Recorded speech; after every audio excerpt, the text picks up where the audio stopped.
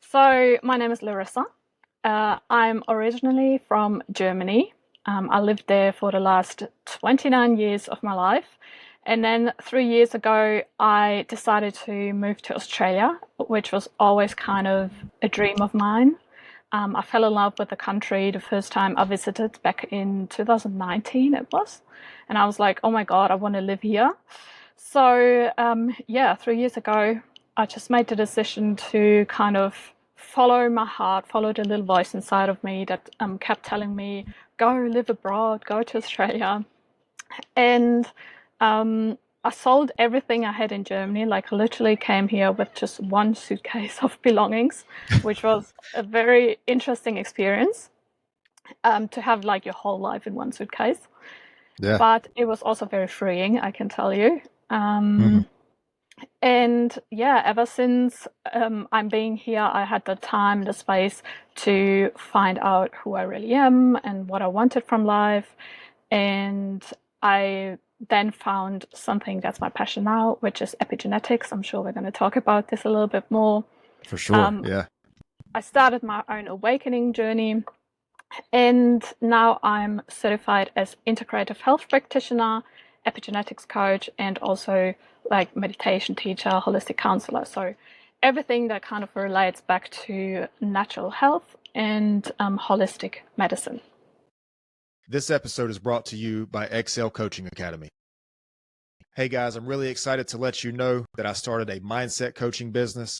So what I want to do with this business is I want to help entrepreneurs, business owners, salespeople, leaders, and fitness enthusiasts or athletes develop the right mindset to increase revenue, improve business or performance, and overcome the challenges needed to become the best version of themselves. You can get more information about this by emailing info@excelcoaching.academy. Okay. Yeah.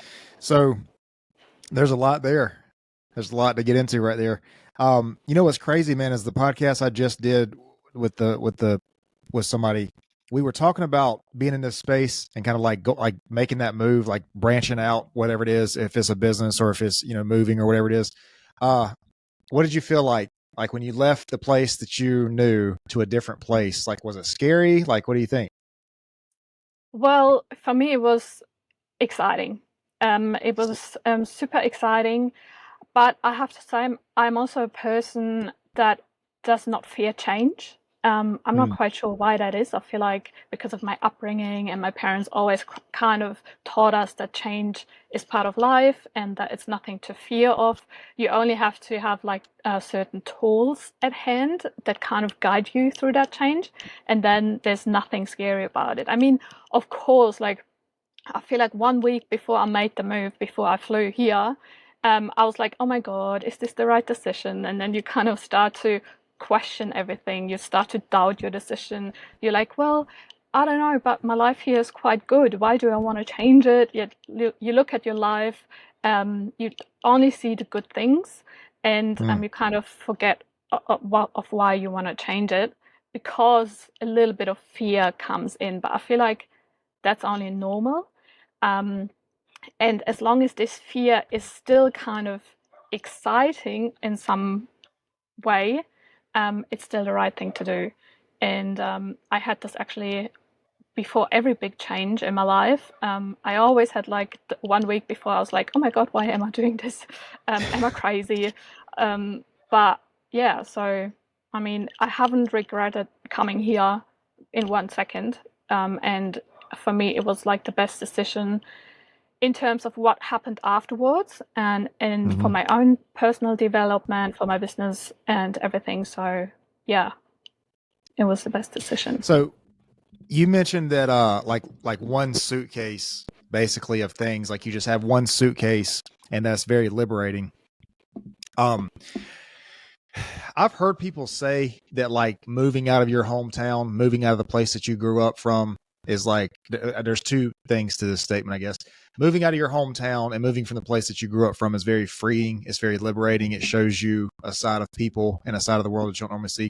But then also I've heard of people who like have almost infinite access to material things say that material things weigh you down. Like Elon Musk is famous for saying on Joe Rogan's podcast that he sold all his homes or whatever, and it's like the dude could literally have any home that he wanted to, and it's like these material things that just like they weigh you down.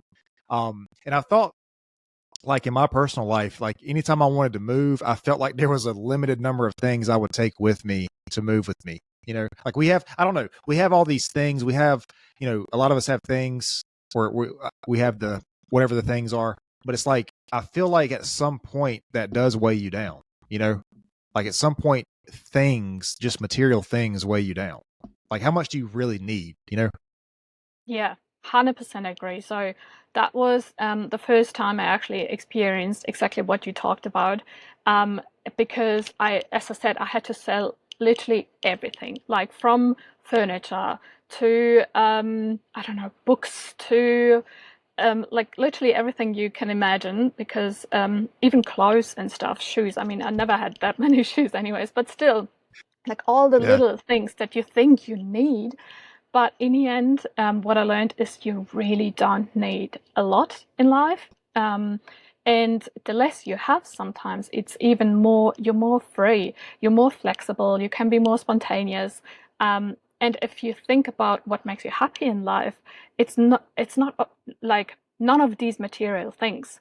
Um, Only like if you, for example, save for something and then, like, let's say for a new phone or whatever, yes, in a short term, it makes you happy when you then buy that phone.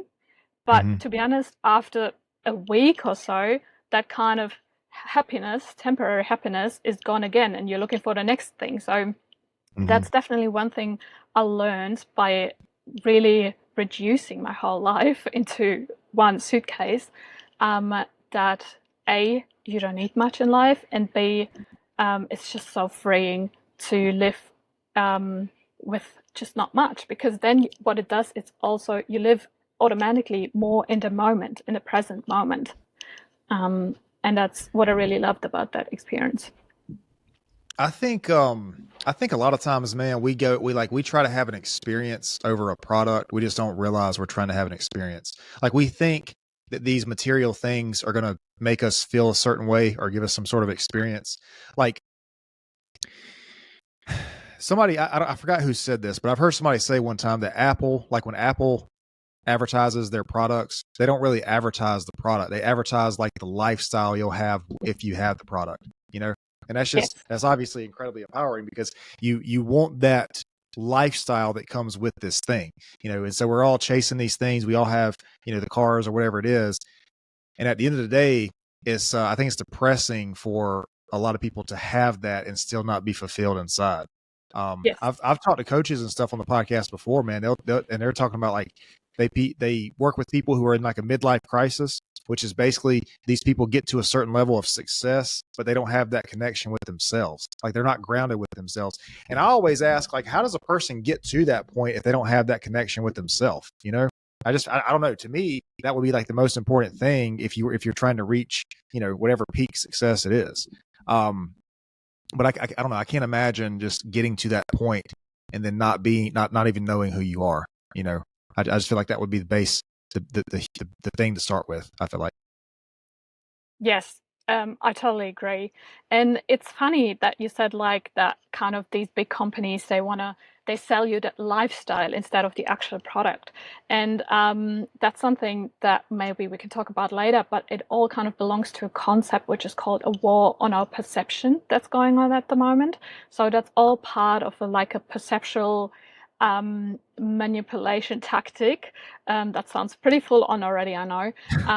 But if you once you start looking into that, and like once you kind of set on your own awakening journey and on the journey to find true happiness that like is long lasting and that really fulfills you on a deeper level, you understand that what you just said, you have to look within, you have to reconnect to yourself, and this is where you find true happiness instead of looking outside, and instead of kind of falling for all these traps, I would almost call them, that are set up to kind of keep your attention being in the outside, in the things that you think you need to have in order to be happy. Yeah, that's definitely a thing. Yeah. And I'm tempted to ask you about that war on perception thing. I want to know about that. But I don't know. Before we get to that, maybe I should ask you. So when you talk about, I want to shift gears just slightly. I want to go back to this epigenetics thing because that fast. This is the first time I'm hearing about this, and so I want to know like what is it that you do with that? Like what does that mean? Epigenetics coaching. Sure. So, first of all, for everyone who has not heard of it, which is still the majority of people, because it's still kind of newish to the whole scene, obviously for a reason. Yeah. But epigenetics is a science that shows how our environment affects our gene regulation. So, the way our genes act is actually impacted by our environment. And by environment, I mean our inner environment, so our cellular environment, how that looks like, but then also in which environment we live in, to what we're exposed to. One topic would be toxins, for example, all these kind of things, which kind of food we eat, what water we drink, everything that kind of seems very obvious, but I mean, as you know, you can go down the rabbit hole on for each of those topics because nowadays Yeah. it can get so complex. Um, and as epigenetics coach, I teach my clients through their own awakening journey by providing epigenetics as method or as way of where to look at when it comes to health. So we look at their whole lifestyle, as I said, started from diet to exercise to sleep. How's their sleep? Because this is also something that gets highly underestimated in our fast paced society, where being burnt out is like a badge of honor almost. So, rest and sleep and reset are really big things that affect the way how our genes act. And we want to be in control of that because then we can ultimately control which genes are getting turned on or off, and therefore the risk, the potential of getting sick is highly reduced, because we kind of control the genetic mechanisms ourselves. And I feel like that's fascinating because for me, epigenetics kind of now provides the science to what ancient civilizations and Eastern traditions have known all along, which is that we actually can heal ourselves. And Yep. whenever I say that, it sounds like a little bit woo woo and a little bit like esoteric spiritually. But once you understand that literally everything is connected in the body, mind, and spirit or soul, however you want to call it, it starts to make sense. And for me, the fascinating part is the science behind it and how epigenetics shows you all on a cellular, molecular level how these things actually work, and that we can really, instead of being the victims of our genes, we can really take our own destiny into our own hands. So, okay, there's a lot of things. There's a lot of things I want to ask about this. I think where I want to start is like environment, because I feel like if you have, I feel like there's only so much you can do internally unless you filter the environment. And I hope I'm understanding this correctly. When we talk about like the environment influencing genes, is what it sounds like. Are you talking about like toxins? Are you talking about like mental health, like people, like the energy that you have around you? Are you talking about a mix of everything? What are you referring to when you say that, the environment? Yeah, so with environment, I mean basically everything. And that Yeah, can be everything. Okay. quite overwhelming at the start because you're like, oh my God, like where do I start? And but that's why I, for example, teach my clients or guide my clients through like every area of their life, step by step, session by session. Um, So because, as you said, it affects, for example, our inner environment, which is the hormones that we produce, like the stress hormone cortisol, for example. That plays a really big role when it comes to the environment that then regulates our genes. And if we have a lot of stress in our life, and therefore kind of produce this stress hormone a lot, then the cellular environment is a completely different one and not so beneficial to our gene regulation. Then, as if we, for example, have our parasympathetic nervous system, which is the part of the nervous system that is there for relaxation, for rest, for healing. If this part is activated, then the cellular environment looks completely different.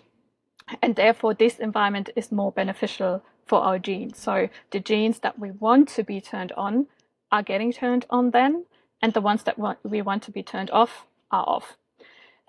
So hormones definitely a very big topic to look at, especially knowing that a lot of them go hand in hand with our stress hormone, because cortisol affects all the other hormones in our body too.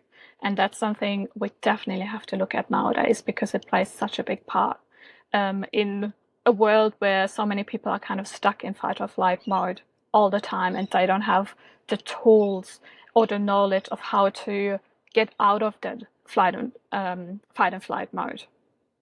But then also, as you said, toxins definitely, because they also affect the way our genes react. And I think it is 77,000 toxins that we are exposed to nowadays, which is absolutely insane. And you can find them anywhere, like from your household to your kitchen to your bedroom to obviously the air we breathe, things that happens in the sky nowadays. All these kind of things are full of toxins. Then obviously in our food, all the additives, everything that's maybe GMO, that's or like pesticides, herbicides. That's all stuff that our body can only deal with to a certain degree. Until then, it shows symptoms, which for me, symptoms of disease are always signs of the body, or kind of it's the way how the body says, "Help me! I can't deal with all that anymore." And yeah, but then also a very big part in all that, when we talk about environment, plays our emotions and our thoughts. And why is that? So if we break down thoughts or emotions into what they actually are in the body, how they look like, then they're nothing more than electrical impulses that are getting created in our brain and chemical structures that are then getting released into our bloodstream. And this is when we, for example, notice a certain feeling that we have as an emotion. So, for example, love or joy, they have different chemical structures if you would look at them under the microscope than fear or anger or hate. And since this is the case, they all create a different cellular environment again, and therefore the gene expression is a different one depending on which kind of emotions we feel or thoughts we think. So that's actually one big part of my work also, after kind of looking at the lifestyle factors like diet, sleep, movement, exercise, all these kind of things. I also look at the emotional side of things because it plays such a big role in gene regulation. And yeah, I feel like it's fascinating. Yeah, it is. But the crazy thing is, man, so, all right, we're saying that basically our environment, we want to be at the very least aware of our environment and perhaps filter our environment. But they were also saying stress management. And I feel like if you analyze your environment enough and you realize that everything around your environment can literally be hurting you, then it sends your stress through the roof. So, so it's almost like to look at it, we almost have to stress ourselves out. So, gosh, you mentioned so much. So this is the reason I was asking about environment, because I tell people, like, if you start a fitness plan, if you start dieting or whatever, it's easy to think about like what you eat and the food that goes in your body, like what you consume. But I think what a lot of people don't realize that they diet or filter by extension of that is like the energy that's around them, like the people that they keep in their life, you know. And it's crazy that we're talking about this because just before you, I was talking to somebody and we talked about how like when you're trying to do something like entrepreneurship or pursue a big goal or something like that, like a lot of times people around you are not going to be on the same like path, like journey that you are. So it's gonna be like by nature it's a lonely thing. So I'm very big on the environment and how it, I guess my take on it will be more of like a mental health thing, like more it's more mental health. But I do know that the environment that you have, your mental health and your spiritual health, your emotional health, I think you mentioned it, can literally change your cells. It can change how your body reacts. You know, and Yes. I think that's the fascinating part about that. Yes. So that's exactly what I try to say with that it all comes down to our emotions and the thoughts we think, because obviously mental health also is very much related to the thoughts we have, how we deal with it. So it basically comes down to if you're resilient to changes in your life, resilient to challenges, how you deal with challenges, because life will always have ups and downs. So even if you're the most happiest person, you will always have to deal with negative things in your life too. And that also goes for negative people, or as you said, like an experience where you're kind of quite lonely because nobody else goes through the same things. And what I learned for myself is number one is that you have to be connected to yourself, because once you are connected to yourself and once you really have a good relationship with yourself, then all the other things, they just don't affect you that much, Mm, because you know you will never be fully alone because you will always have yourself. Um, right. and I feel like that's also a lesson I learned in my late 20s, when I realized that the most important thing for basically everything, like love in a relationship, for example, or health, mental health, is to fully, truly, first of all, love yourself, but then also have the connection to yourself. Because this is the basis, I would say, for everything else. And from that basis, then you can start to look at certain things, for example, at mental health. And by the way, a lot of the mental health nowadays is also connected to our lifestyle, because when we have a look at, I don't know, anxiety or depression, it's always connected to what's going on physically in the body too. So I feel like we now live in a time where we really have to change our thinking of health in general, mental health, and realize that everything in the body is connected. So if we want to kind of address something in our head, like mentally, we have to always look at the whole picture, which is obviously all connected to what's going on in the body too. Because sometimes, not in the most cases, not, but sometimes a small change in your diet, for example, or looking at your gut, or looking at your neurotransmitters, which is serotonin, melatonin, that sometimes can already have a big impact on how you feel mentally. And just because we haven't learned these things in school, or even when we go to like the normal conventional doctors, they don't tell you these things. And that's why you think, oh, mental health is kind of like it's like an exclusive topic where you kind of have to deal with it somehow. Nah, it's all connected. So when, for example, with my clients, if they have, because I mean, anxiety is a really big topic, and it goes into different direction, it goes into different depth of, yeah, of the topic. So when we look at anxiety, of course, having a look at the relationships in the person's life is a big one, but then also how they relate to themselves. How does the self-talk look like? Where do all the belief system come from, and how are they kind of standing in the way to um, what the person thinks about themselves, about their life, about how life has to be, all these kind of things. So this is definitely one topic we look at, but then also we look at what can we do physically to improve our brain function, to improve our gut-brain relation, our gut-brain connection, and therefore kind of push or give our mental health a better basis. Yeah. So I want to go back to something that you said, which was this self-love thing, because I think a lot of people have an issue with that, and I like that you made that connection. And I think that a lot of times people don't realize that they don't know how to self-love, but I think one of the ways to do that is have this conversation that we're having right now, like to filter basically what it is, how the world around you affects your, I guess, genetics, your body, your mentality. I don't know, man. I can't. I keep coming back to the mental health thing because I just feel like it's so like you don't even realize it. You don't even realize how the people that are around you affect you. You know what I mean? Yes. And it's not even the people around you. It's like you get on social media and like, what is the chance? What's the likelihood you're going to see something positive on social media as soon as you open the app?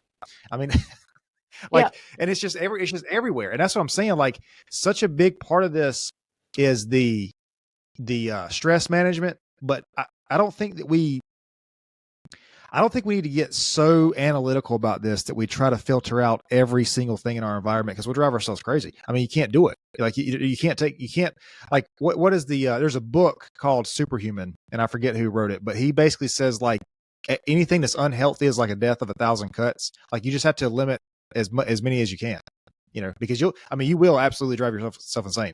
Yes. Yeah, I agree. Now that's of course, I brought up a lot of topics right now, and as I said in the beginning, it can be very overwhelming. But the most important thing to keep in mind is, first of all, you have to go through that journey step by step. And that's not even a thing of like 3 months. Like I'm on that journey for almost 3 years now. And I'm still not at the end because there's always something like new to learn or something like, oh, this product is actually toxic. I thought I already replaced it. So there will always be, with 77,000 toxins nowadays, there will always be things that we just cannot fully eliminate from our life. But that's when I say to my clients, for example, the key to that is to detox regularly. And make sure that like our genes can function in a proper way through detox. So it's not so much about fully getting rid of every single toxin, because I feel like that's just not possible nowadays, but more about detoxing. And when I say detoxing, of course, I mean physically, but then also mentally. So, for example, one thing I started this year, this is my only New Year's resolution, is to have 1 day a week where I have a digital detox. So I'm not going to be on the phone. I'm not going to be on social media. I'm not going to answer any calls, like nothing. And that's exactly what you said. Like nowadays, mentally, we're exposed to so much overstimulation almost, that it is essential to, as I said, reconnect to yourself on a regular basis and then kind of understand what truly matters in life and also what kind of values are really truly important to you. Is it something that you see on social media, or do you kind of feel like, we all know social media doesn't show reality anyway. So do you rather want to spend your energy by, I don't know, being outside in nature or connecting with a friend? All these things that like kind of bring you back to your true essence and to yourself. I feel like that's a very important lesson that we probably all have to learn nowadays because we're all exposed to these things. But yeah, so for example, whenever I feel anxious or whenever I feel overwhelmed by what's going on in the world or by a certain topic, I know that I need to do a meditation, for example, because this works for me. Afterwards, I always feel better. I always kind of get reminded of what life really is about. And I always feel more at balance, at ease. So I think it is important that everyone nowadays has certain tools at hand, and it doesn't have to be meditation. I mean, it is a great tool with so many benefits also for your genes, but it doesn't have to be. If you really can't make friends with meditation, that's fine. But yeah, there's so many other Are you tools still that with you me? can use that really help you in reconnecting to yourself. So yeah, so I did want to ask you, like when we talk about this stuff, how does the epigenetics affects us? Do you get into working with food at all, or not with food, but like the reactions to food? Yes, that's a big part of my work. So usually we spend like 2 sessions minimum on that topic, because nowadays I think a lot of people are aware now there's like an attack on our food system. So basically the food you buy in the supermarkets, they're full of toxins, artificial sweeteners, artificial stuff in general. Then also all these numbers you always see when you have a look at the ingredients, they're always Yeah. like numbers, and that's when I'm like, okay, well, no, that's a no for me. So going shopping, grocery shopping, can be quite frustrating these days.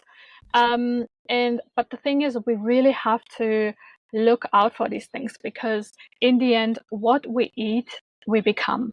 Because if you think about it, like when we eat something, our body processes the food into tiny little particles, and these particles then kind of get woven into our body, because they're getting transformed into proteins, for example, that are very important for our cells.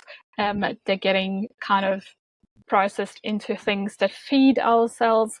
So it is really important to look at what we feed our body, what we put into it. And so what I always do with my clients is we go through their diet and we have a look where they can change certain things like products, or for example, fruit and veggies. I always recommend to get organically. And yes, of course, I'm aware nowadays this is like so expensive, getting your produce organically. But you can always start with like 1 or 2 or 3 things, and then kind of either mix it up, or just kind of go from there. Yeah. So I didn't want to cut you off, but this is crazy. So like I mentioned this on the podcast a couple weeks ago. I'm going to screen share something with you right here. Let me know if you can see this. And you might have heard about this before, but this is from CNN.com. So CNN, however reliable that is. But this is, can you see this? Yes, I can. Okay, so this is a study where yellow food dye, it says yellow food dye found in chips and candy corn turns skin transparent in mice. So like this is a food additive that when I guess they did some kind of study, and it turned the skin of mice, they made it transparent basically. And so that's just crazy that like this is in the food. I'm trying to see exactly where I mean, it's got a bunch on here. And like I said, this is from CNN. So however reliable that is, I don't know. The fact that they even put this up is fascinating to me, to be honest with you. But let me see. It says University of Texas at Dallas is the first to author a new study that uses food dye to make mice skin temporarily transparent. And this was the University of Texas at Dallas. Like that's crazy, man. That like that's in the food, and then we eat that food. You know what I mean? And I don't know what kind of, I mean, the specifics were not there in the study. I don't know how much they gave the mice or whatever, but like the point is that these things are in the food, and then we eat the food, and then we have reactions to the food, and it's like, I really wish I could go back to like, I don't know, the late 1800s or the early 1900s and have a meal from that time period. And then just like see how much different it is, like how much different it is from now, Yeah. I mean, it is absolutely crazy. And I feel like now more and more this awareness of what's actually in our food comes to the light. So, for example, just a few days ago in the US, the red dye got banned, It's which about is, time. yeah, exactly. So, and this red dye was like proven to create cancers in the body, and it was in so many products. But then obviously also the whole GMO topic is something where I would be very cautious to consume GMO food, because it always kind of does something to your inner cellular environment.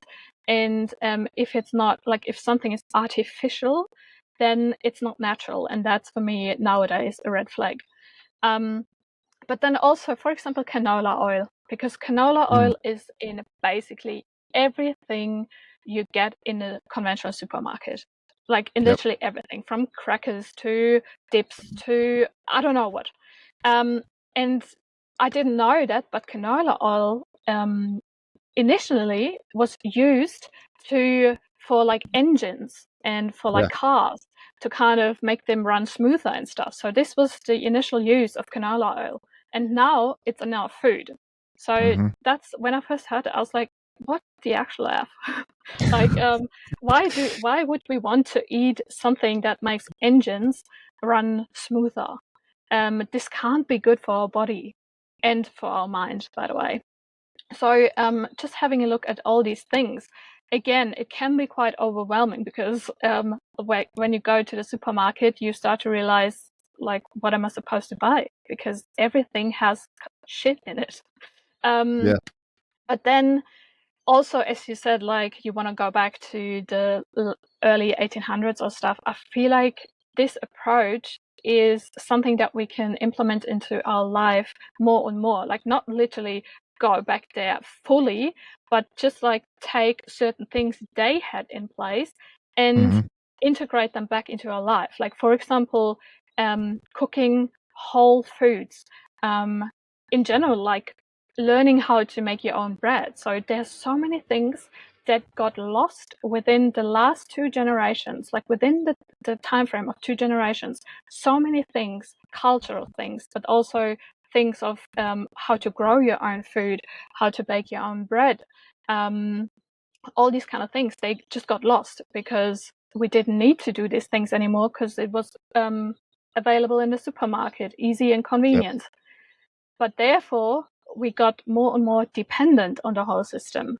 And I feel like in order to become more independent and therefore also more healthy, we have to learn what our grandmas and great grandmas, for example, knew: how to fully produce our own food, how to grow our own food, how to bake things by our own, these kind of things.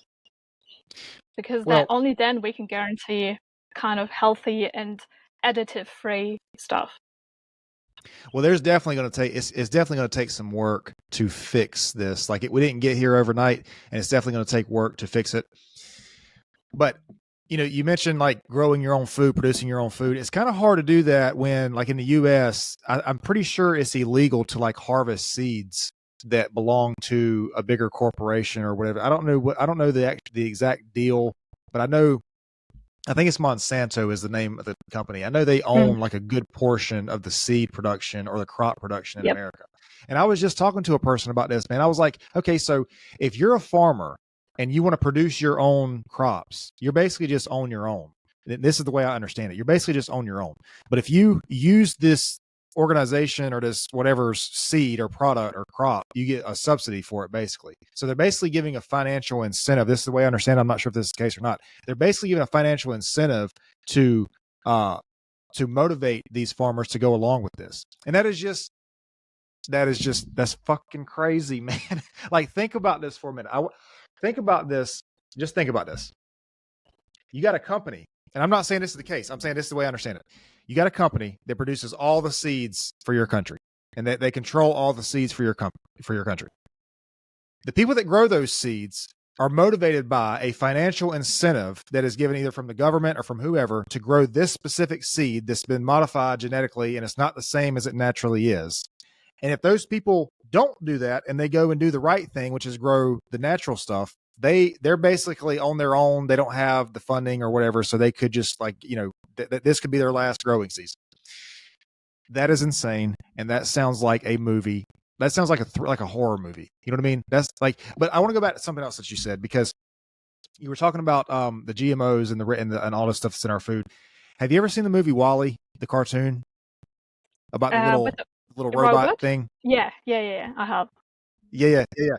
Okay, so like the people in that movie, they're like in the little chairs or whatever, and it like at some point, I will never forget this, man. I will always like this. Always comes to mind when I'm talking about this. At some point in the movie, they like scan one of the person's bodies, and it shows like the bone density like changed over the years, because these people are basically just sitting down. They have a robot that does everything, and I'm like, I don't feel like we're too far away from that, like you mentioned that things being in a grocery store, and yes, that's convenient. I understand that, but like, we're not too far away from that, man. We have gadgets, we have things that like we can go.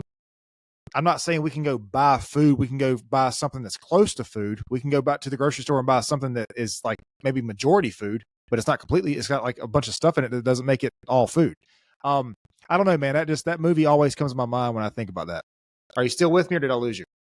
And now, because of the connection, I got you sitting right next to the Wi-Fi, and that can't be. I don't know, man. Like I get weird about that Wi-Fi thing, and people act like I'm crazy, but I feel like there's something to that. Like the Wi-Fi, the phones. Like, people think I'm crazy, but if I have a bottle of water, I'm not going to put my phone next to the bottle of water.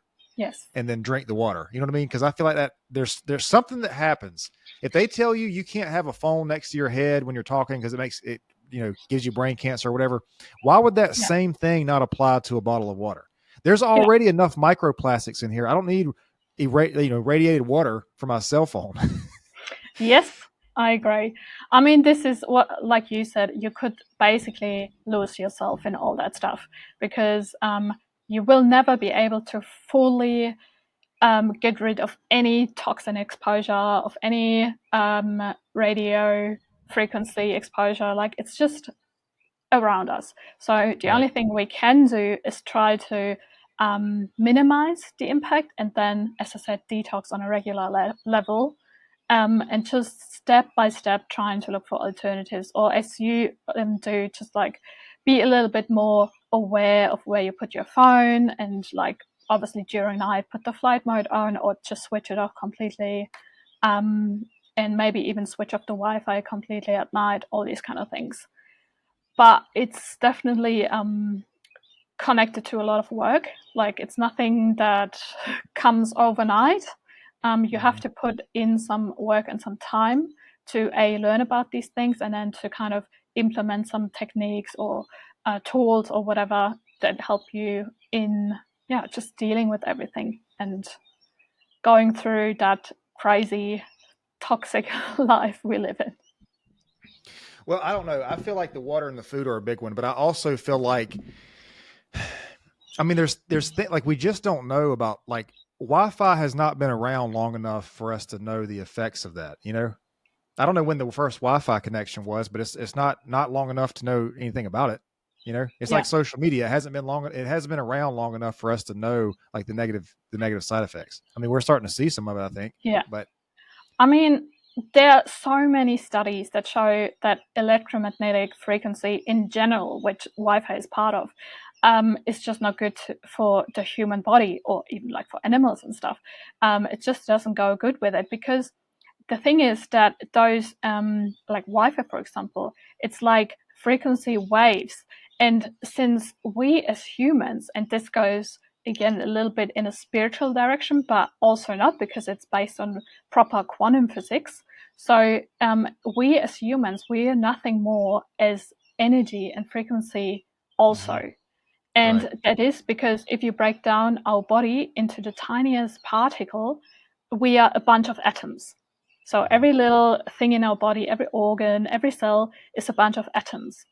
And scientists have discovered that atoms, they only consist of energy. So there's no matter or anything. It's just energy that's vibrating in these atoms. So what that means is that since we are a bunch of atoms that consist of energy, we ourselves, we're basically a big bunch of energy vibrating. And I know that sounds also crazy at first, especially when you learn about that first, because you're like, how is that even possible? Because it feels pretty like material to us, our body, like we can touch it, we can feel it, all these kind of things. But the more you look into those things, and also into quantum physics and stuff, the more you actually start to realize the concept behind it, or to understand it. And therefore, it makes sense how Wi-Fi, which is also these frequencies, affect our body, because it's basically two different waves or wavelength interacting with each other, and sometimes not in a beneficial way.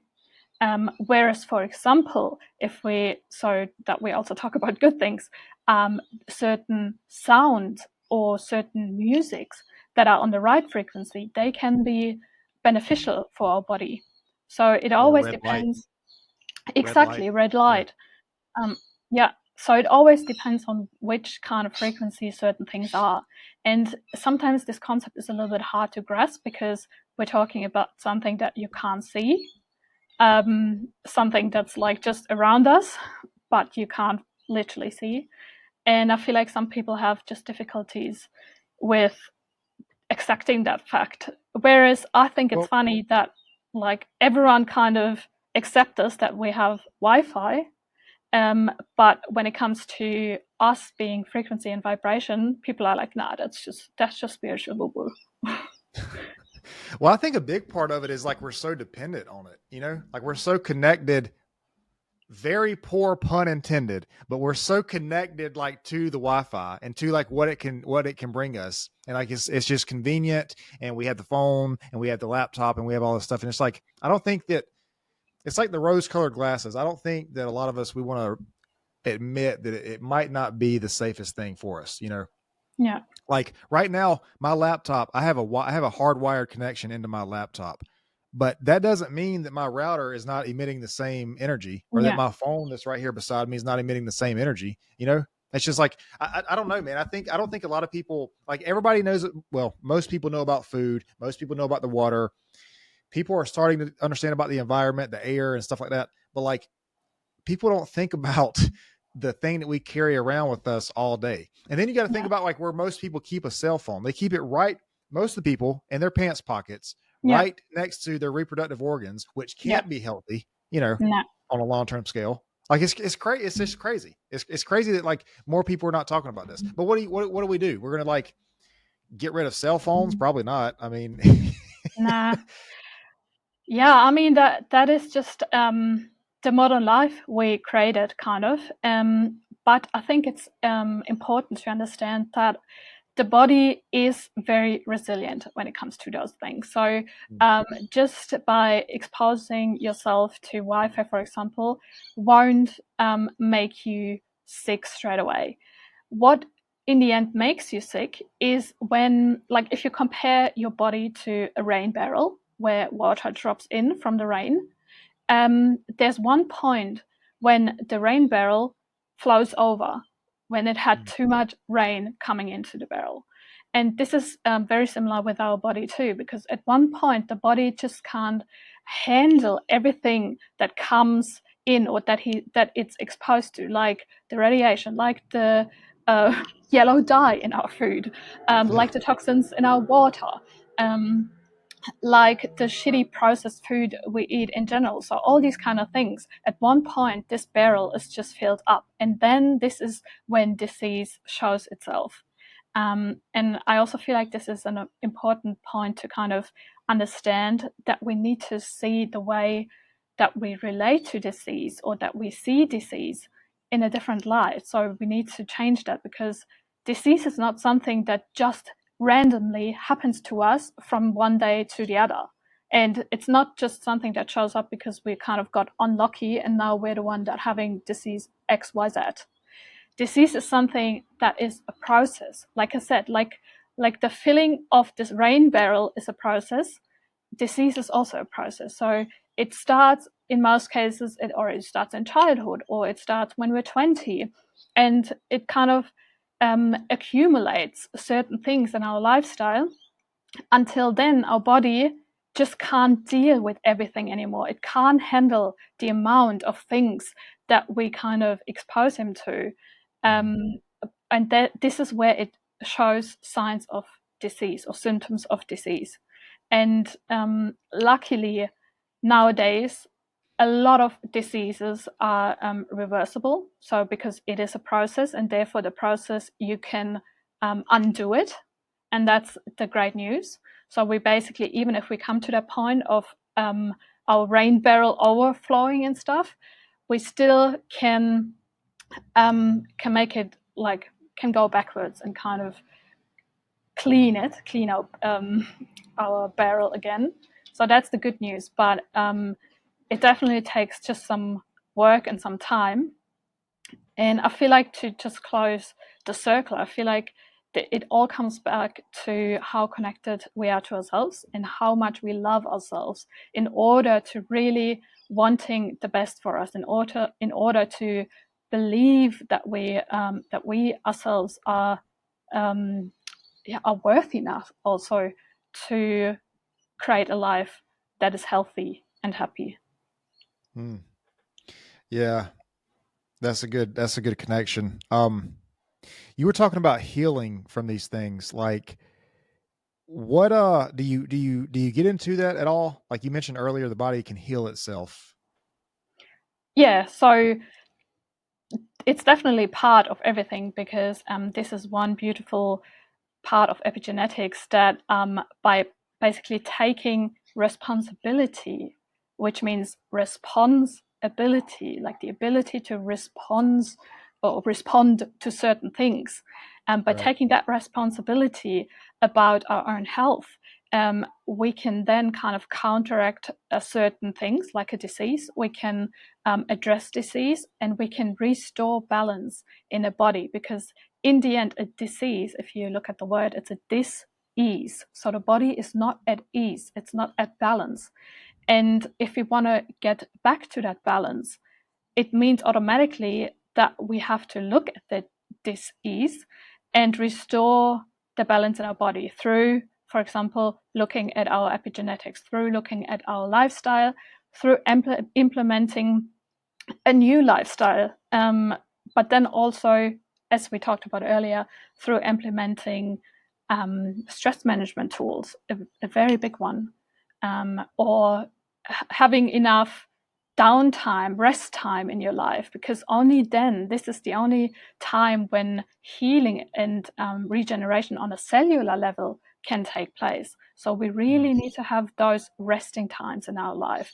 And yeah, so from my point of view, everything I know, healing is possible, and it involves all levels of our being. So obviously it involves the physical level, where we look at what we can do physically, but then also the mental level, how we perceive certain situations, how we perceive, for example, a certain disease. Do we fall into the whole victimhood mentality, which is, of course, it's easy and it's sometimes just convenience, and sometimes we don't have like the strength to not be in that position. But the important thing is to let go of that again and realize that we actually hold the power to create our own health, to go back into balance, and then just act on it. As I said, it is all about responsibility, taking responsibility for your own life. And I always feel like, for example, when you think about your child or your best friend, you would always want to have the best health for them. Like you would always want them to eat the best food, or you would always want them to rest their body and all these kind of things.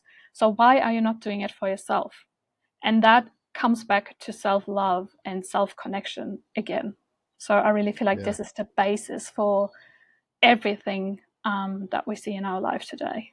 I mean, it really is, to be honest with you. And I think that's a good connection. I think the personal responsibility, I like that aspect of it.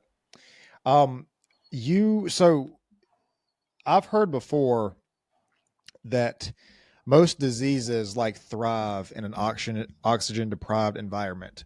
So if you know, I don't know if that means you're not breathing enough. I haven't looked into this enough to know, but I don't know if that means you're not breathing enough, or if there's just not enough oxygen in your blood, you know, whatever it is, if you're not having enough physical activity, exercise or whatever. What do you think about that? Do you think that's true? Like a lot of diseases, they thrive in like an oxygen depleted environment? Yes, I would agree to that. Um, I I don't know. I've recently read a study that only like the majority of people only breathe to certain volume. Like instead of 100%, we only breathe like, I don't know, it was quite a low number, like 40% or so. So we could actually breathe more. We could actually bring more oxygen into our bodies, into our blood.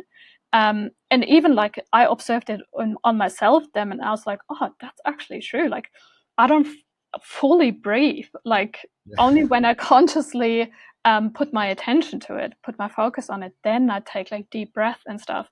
But most of the Mhm. time, especially when I'm like doing something else, or even when I'm stressed a little bit, my breath is very shallow. And that's definitely a thing. We need oxygen. We need the oxygen also, as you said, when we exercise, it needs to be in our cells. It needs to, like for proper cell production or cell energy, like so that the mitochondria, which is basically the energy network in our cells, they need oxygen in order to function properly. And that's what I mean. That's what I meant earlier when I said that everything in our body is connected. So there's one thing that you think is important, but then it actually affects our cell health, our cell energy, our cell flexibility also.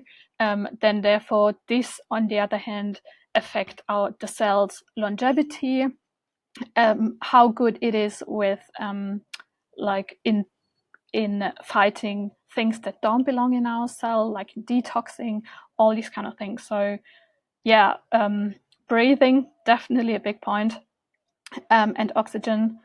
And one thing I would, for example, recommend here to my clients is breath work.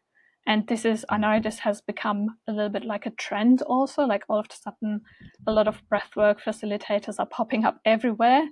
But the basic idea of breathwork is really important. And it shows also how powerful our breath is, and that we can, yeah, do a lot with it in our body. Yeah, no, I believe that. As you're talking about this, I'm sitting here thinking that I haven't been breathing properly. Yeah, that's what And I mean. Like, yeah. I'm trying to breathe. I'm trying to breathe the right way now.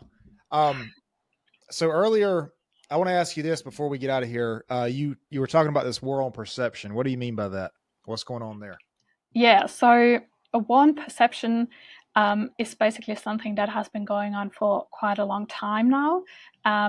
It is kind of started by actors, different actors, like, for example, the governments, the media, interest groups, big companies, and it basically ties in with everything that we talked about, because a war on perception means that the way we perceive our reality is getting manipulated.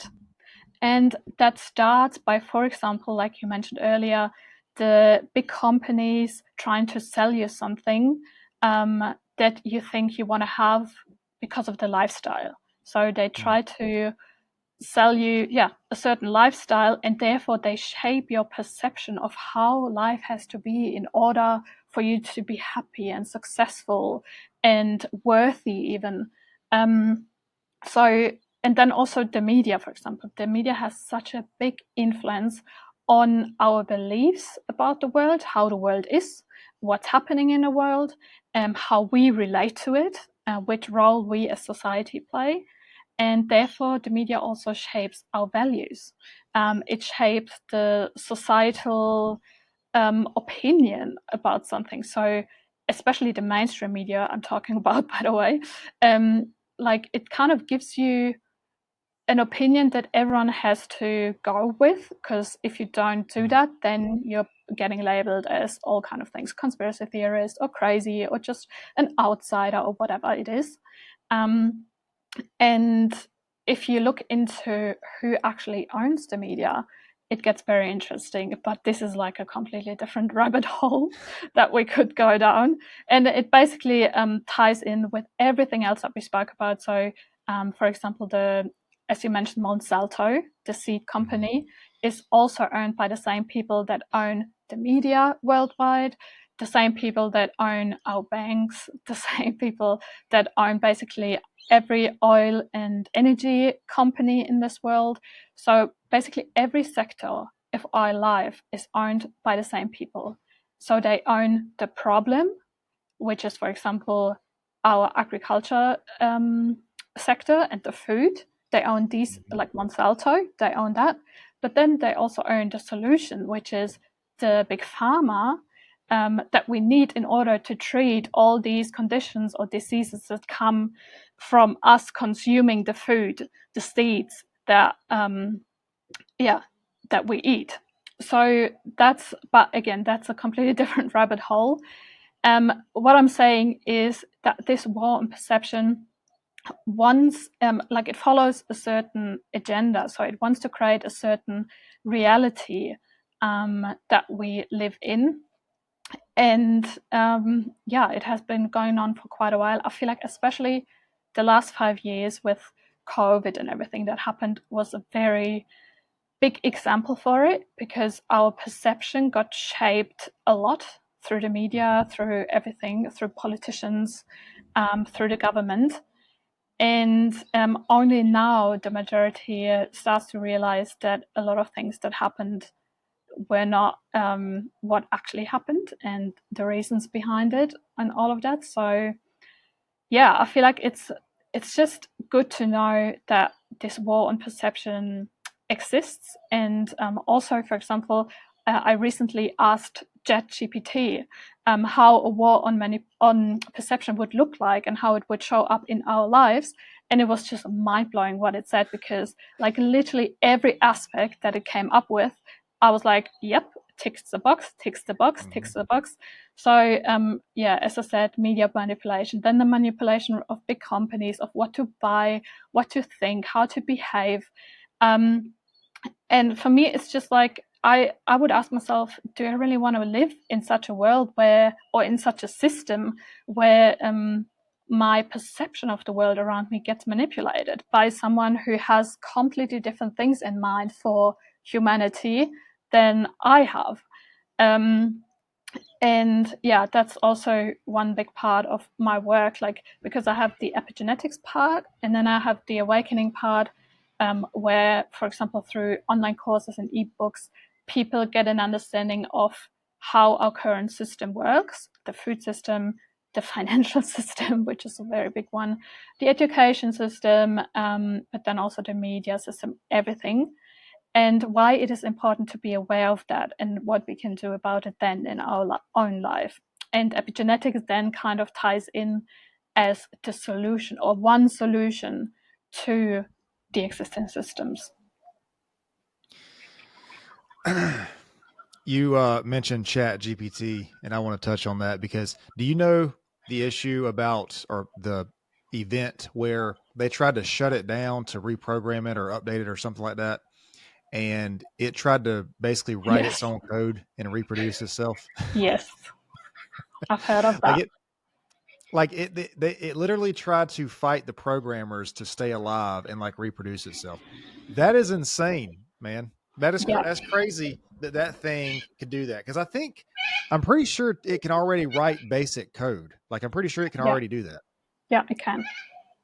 um yeah, I don't know, man. I guess the question would be like, why? Like, what would be the purpose of a government or a, whoever trying to change how we perceive life? Like what would be the purpose of all that? The Well, food and the media and yeah, everything. Like, number one purpose would definitely be control, to have control, because when you manipulate the perception, then you basically control the minds, um, and that you control what people spend their money on, which of course benefits them. Then again, you control the health of people, and in the end, for me, it kind of all made sense when I realized how powerful it is to be human, and that we got fed a story about being human that's just not right. So like when I grew up, I always thought like, oh, humanity is like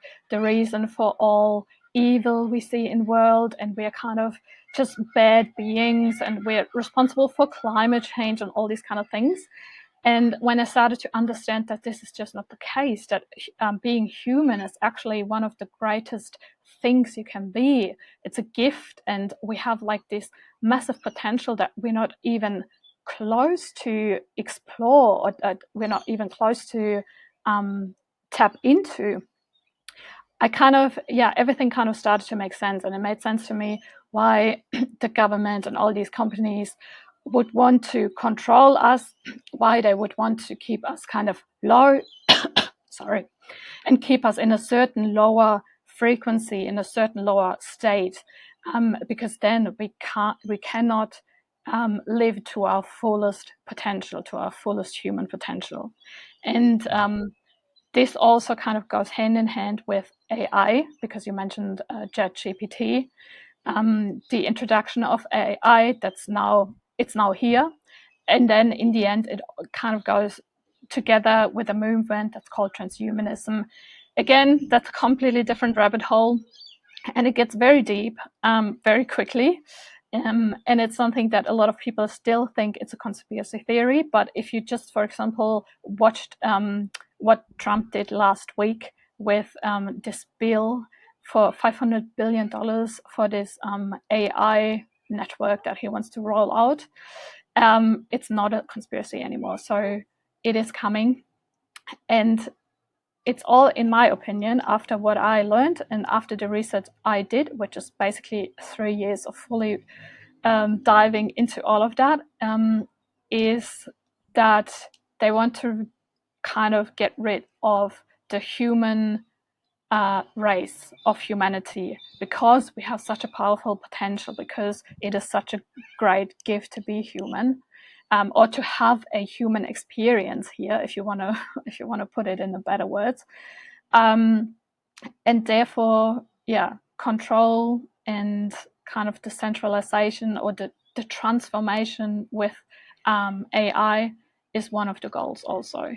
And that can be easier achieved by controlling every aspect of our life, and by controlling the way we perceive our reality, because then we're easier to convince, for example, that we need to do a certain thing. I mean, just the last 5 years have shown it. Like, we literally got convinced we need to have a certain thing in our arm in order to not die from a certain virus.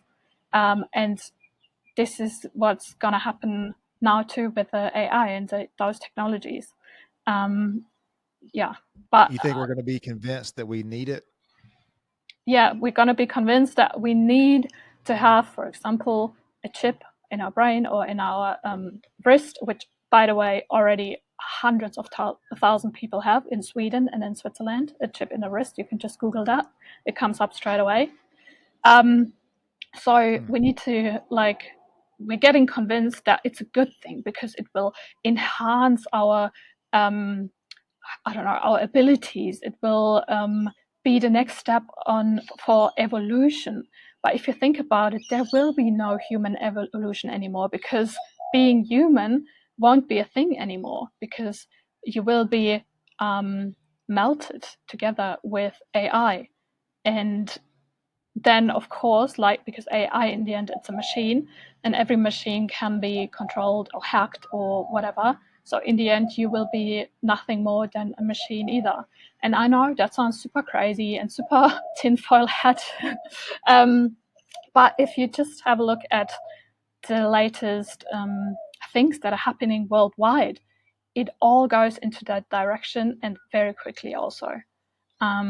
So, for example, in one of my latest online courses, I had a chapter about transhumanism, and I gave people a lot of examples, like headlines of what's actually happening, who is saying what. Like, for example, the whole WEF people, they openly say to you, they say, like, humans are nothing more than hackable animals, for example, like all these kind of things. So we just have to be aware of these things. We have to be aware of what's happening. But therefore, again, we have to be aware why it's so powerful and precious to be human. And I feel like getting to this understanding, in order to get there, we need to reconnect to ourselves, because this is in the end where all the answers lie. I would say, yeah. I don't I mean, that sounds like a conspiracy theory and it sounds like kind of far out, but I don't think it's too extreme of a statement to make that claim, because I feel like it's obvious, you know. I mean, I was kind of hopeful about where we were going with this new health thing. Like, they just banned the red dye and all that kind of stuff. And, you know, I know people have different opinions about Elon Musk and all that kind of stuff. I don't know. I seem to think that he's going to do better for humanity than not. But even if it's not him, or even if it is him, I don't know. There are definitely people who are using this AI to. Here's what I think is going on with AI. I think that the entire world is using AI, and they don't realize how powerful it is. So now it's not a fight about whether or not we're going to use AI. It's a fight about which country, where, and who controls it. Like, it's almost like they're operating in panic mode because they see how big of a thing it is. You know, like, Yeah. it's like one of those things. It's like it's leaked to the public, and now it's out there. So you just have to figure out how to work with it and Yeah. and get in front of it. I honestly think that's what's going on, man. But I've heard the transhumanism thing. I've heard that before, and that makes total sense. You know, so I don't know. It's weird, but I think you are right. I think the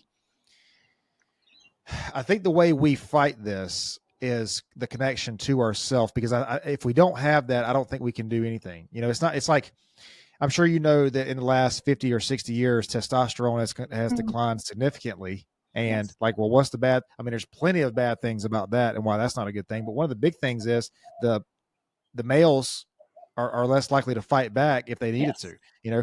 And so I don't know. I think the connection to, like, who we're supposed to be as natural humans, I think that is the way we at least form a solution to this, you know, like, Yeah. getting back to that. Because as long as we go in the opposite direction and, like, you know, go closer and closer to whatever this cyborg is, this, like, transhumanism that's not us, as long as we move towards that, we're getting away from who we are naturally, you know, as natural human beings. And I don't know, man. I mean, you know, you see movies like The Matrix and you see movies like The Terminator and all that kind of stuff. And I mean, whether people believe it or not, we're already in the Matrix. Like, Yes. we're, 100%. what were you going to say? I'm sorry. Yeah, no, just talking about movies. The funny thing is, if you go on Netflix, because there's like a psychological, how would you say, a psychological thing that they use, which is called predictive programming. So, for example, before COVID, they showed a lot of movies on Netflix that were about a virus, a deadly virus. And now, if you go on Netflix, I did that like last week or so. You have to check it out. There's a category called futurism or sci-fi, which is funny. Anyways, and all these movies on there, they show you literally what's in store, like what's planned for humanity. And this can be super scary, because it's like, for example, one is called the pod generation, where those babies are getting grown in those artificial wombs, so that, for example, the mom and the dad, they can both work, and nobody has to kind of sacrifice their body in order to produce a baby. Like, it's totally crazy. But there were, I don't know, I think 10 movies on Netflix now that are called like My Mom the Robot, or Robotic Mother, all these kind of things, where you would be like, what is that? Like, why are they showing that? But it's, the reason behind it is to get us kind of, to make us used to the idea that we actually live with robots, with AI, with like cyborgs, whatever, and that we actually form proper relationships with them. That, for example, kids are getting grown up, taught or grown up by a robot instead of an actual human. So just have a look. It's absolutely crazy. And of course, you could say, oh, no, that's just like a category on Netflix that has nothing to do with reality. But then if you look at headlines on Google, in Japan, for example, they're already testing those artificial wombs. Of course, because what you said before, the testosterone has gone down in the last 50 years, and also female infertility is as high as it has never been before. But if you break it down, or if you kind of trace it down, there's a reason behind it, and it's all connected. Again, it's in our food, it's in our stress levels, it's in the exposure to EMF. That's everything kind of affects fertility, male and female. So, but then by kind of creating this problem, they also offer the solution, which is then these artificial wombs. So you think the food and the chemicals and all the toxins and stuff hurts the fertility, and that's going to motivate people to go along with the idea of this fake womb, basically. Yes, 100%. Yeah, that's crazy, man. Like I feel like I'm not a parent, so I can't comment on this, but I feel like part of being a parent, a huge thing is like carrying the child to to the time of birth. And I understand that some people can't do that, and there's ways to go around it, and I understand all that. But to just go to a thing that has an artificial womb, basically, that I don't know if it grows the child or whatever it does.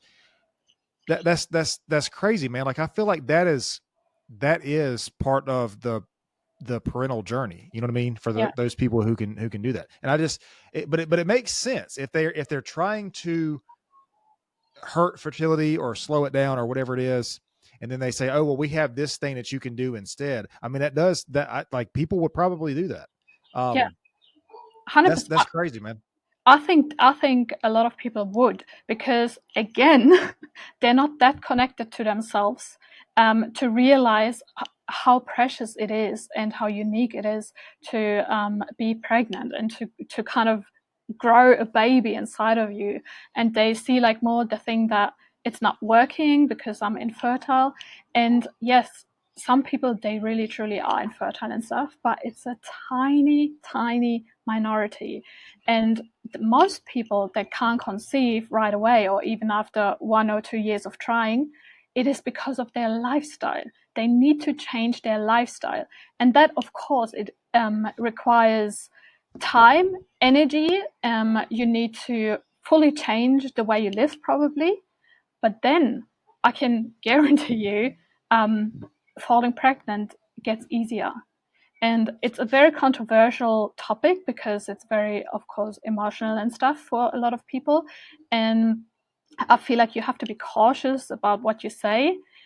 But it's also, in my opinion, it's part of this quick fix society we live in. So for every kind of thing, like even when we have a cold or stuff, we just take a Panadol, and in order to get well better, or in order to get what we want.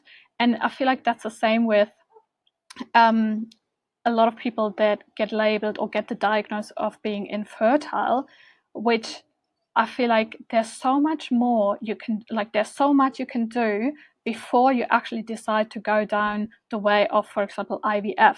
Because IVF, yes, it is obviously an option, but it also affects your body so much, like the hormones you have to put into your body and stuff. It, like, the chances of you getting some kind of cancer later on is increased by I don't know how much, but drastically. So before doing these options, I feel like I personally would always try to fully change my lifestyle first and see if that helps. And I'm convinced in 95% of the cases that would already make such a big difference. But again, it's not a quick fix. It takes time. But therefore, you probably, along the journey, you probably also will connect to yourself even more and get to know your body even more, and what it needs, and what it's deficient in, and all these kind of things. Yeah, I say all the time that, like, people, I think changing your lifestyle can change a lot about the problems you have. One of the big side effects of the COVID vaccine is infertility. So, Yeah. Let's just go out on a tinfoil hat, on a tinfoil hat. What the hell is the word here? derailment. What is tangent? Let's go off on a tinfoil hat tangent right here, and let's just say that they created this response to this virus, and they created this vaccine to then make people infertile, to then offer this pod to people. Like, it's crazy, man. Like, the deeper that you go into this thing, the more sense that it makes. Yeah. Uploaded already. Your other uploaded. But this one is the recent one is like going at 1%. I don't know. But anyway, I'll talk to you about that once we finish up. But so where do you have social media? Like, where can you be found? Do you have a website or social media or anything? Yes, I have a website. And also I'm on Instagram, Facebook, and TikTok also. I just recently started, but yeah. Okay.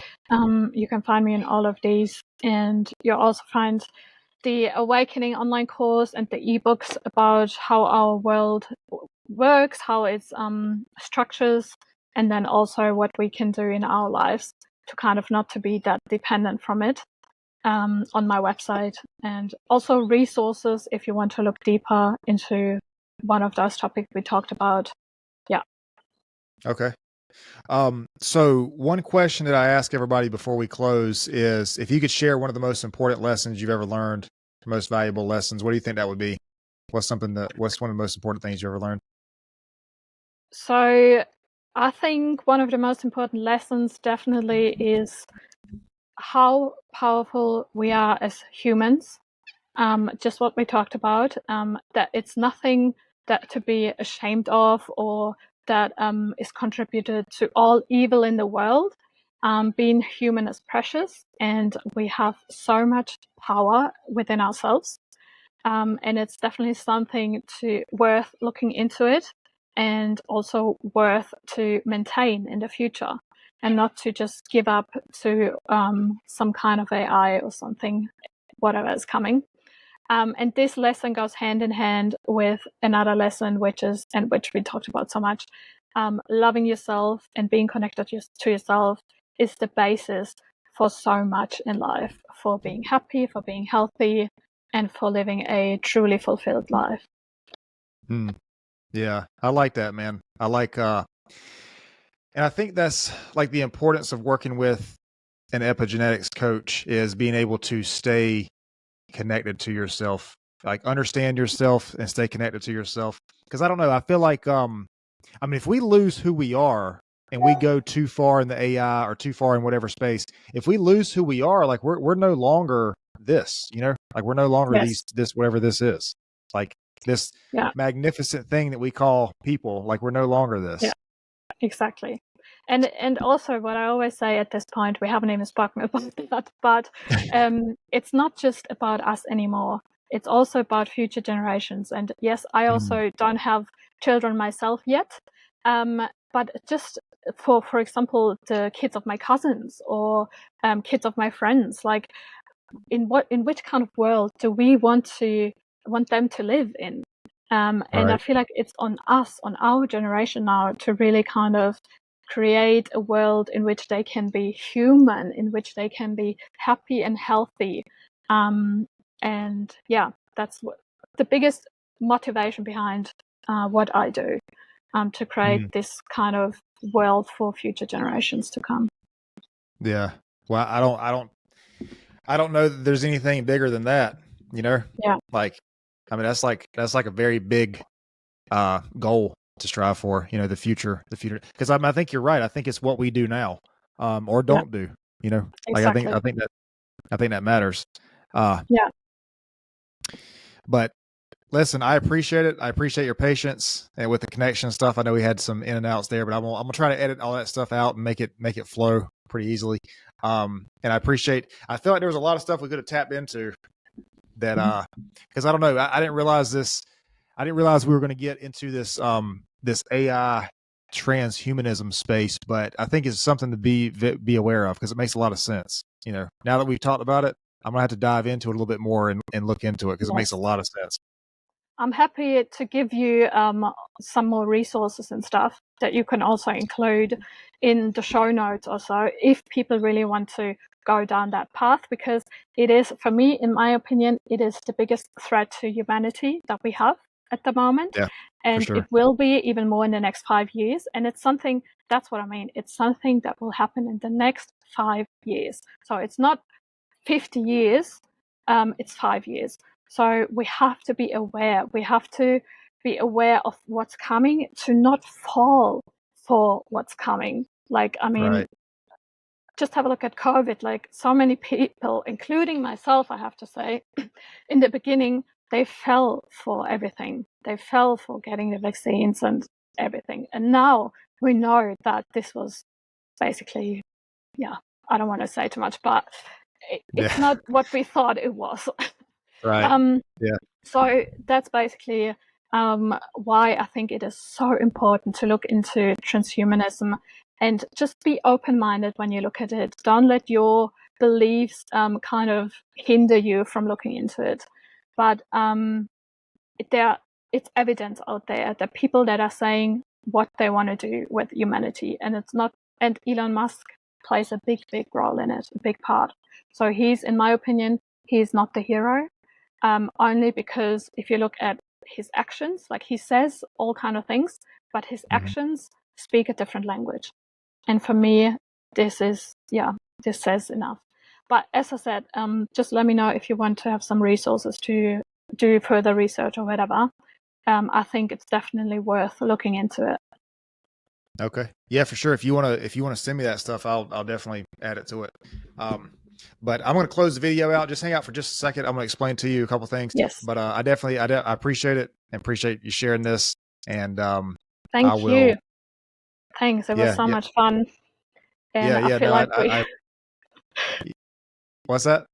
I feel like we could have probably talked about 50 more topics, because they're all so interconnected, and once you start to go down that one rabbit hole, you automatically have to look at 10 more. So thank you very much for having me. I think you're right. I think there's so many different avenues, like once you go down this, like you open up this thing, and now there's 50 other things that are out there that we could touch on. But I'm going to cut the video, hang out for just a second, but I do appreciate it.